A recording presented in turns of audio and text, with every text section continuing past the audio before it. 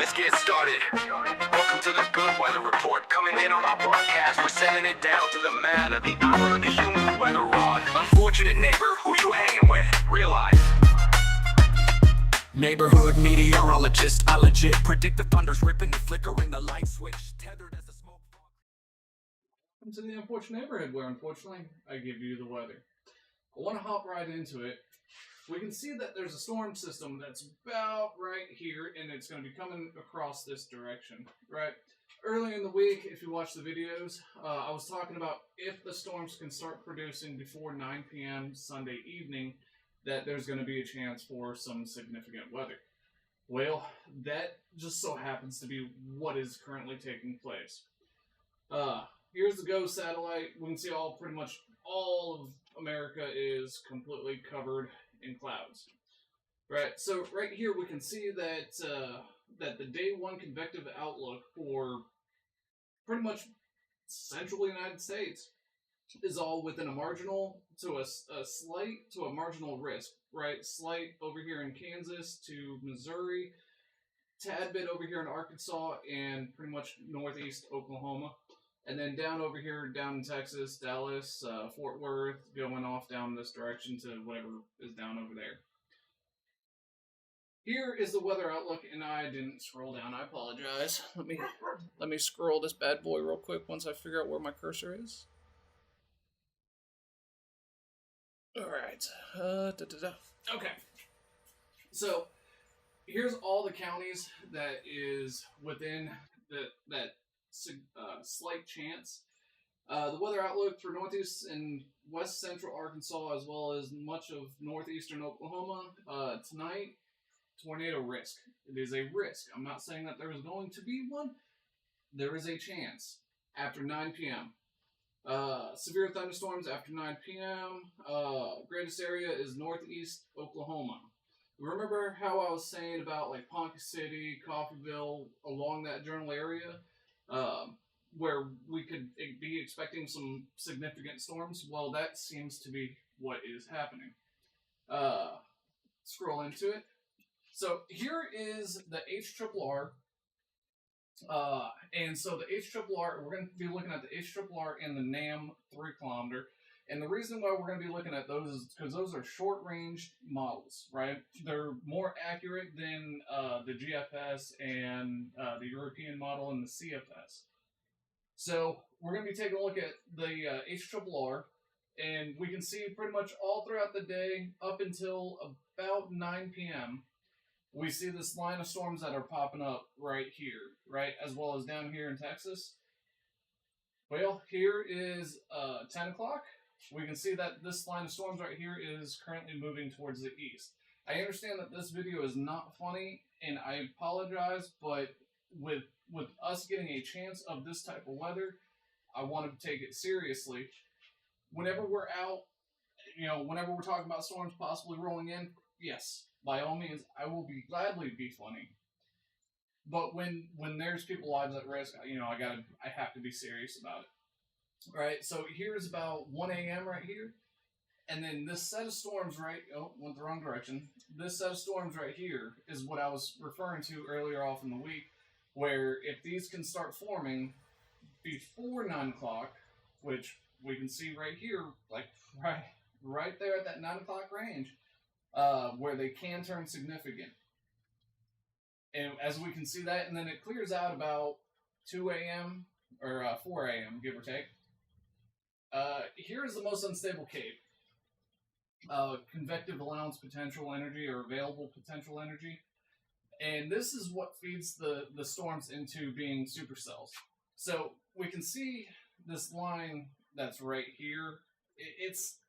There's a chance of tornadoes. I really don't want to be like, well, it's a low chance, and y'all go to sleep and then wake up to a tornado. There is a possibility of a tornado taking place anywhere over here in northeast Oklahoma. It's not a high risk. Here's about midnight right here, and as we can see that it diminishes off, right? There is still a chance that it's going to happen. Crap, I hit the wrong button. Do do do do do do do. Okay.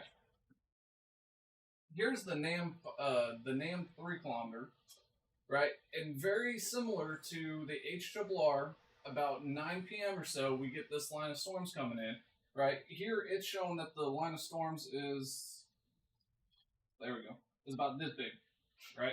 Obviously, it's not this big in real life, but you know, I'd say it's about average. It's not small by any means, just average. Yeah. But so we can see here about midnight or so. Now it's definitely gotten some structure to it. We're seeing this bow, if I can get it. We're seeing this bow right here, right? And so that's that dry line hitting, smashing that warm, moist air, right?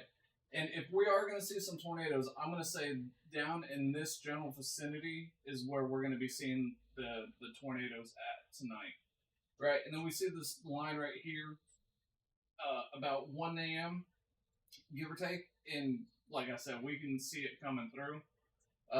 Here is the most unstable cape for the NAM 3 kilometer.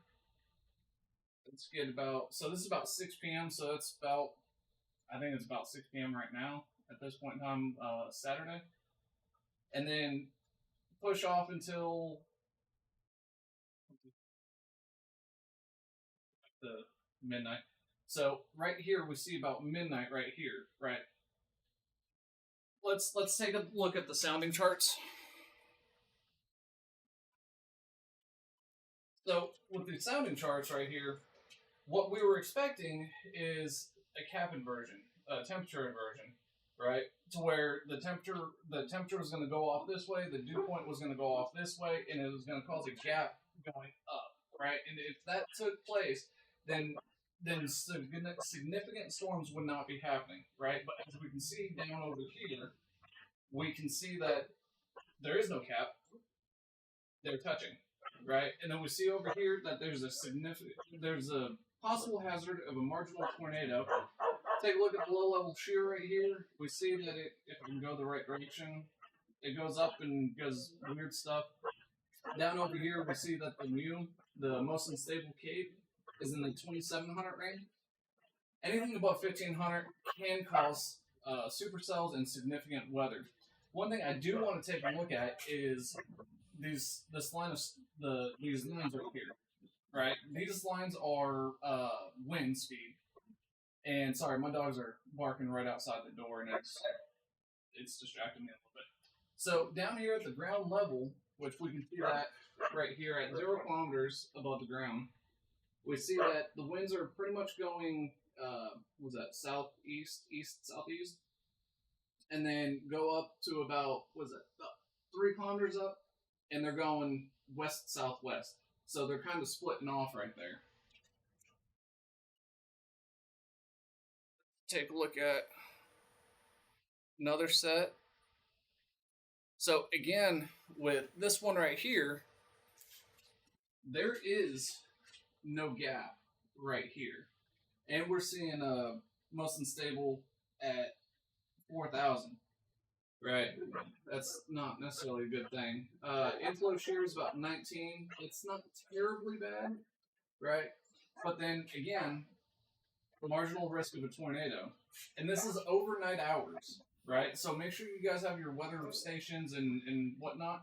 I'm going to try my best to go live, and I'm going to go out in the field. I'm expecting to go out in the field tonight, but we can see this little slinky right there. So I just want to give a quick update. We are going to be experiencing some significant weather. Please make sure that you have your phones charged, you have a backup plan, and if you do get caught in a tornado, please, for the love of God, go into the most centermost room where there's no exterior walls.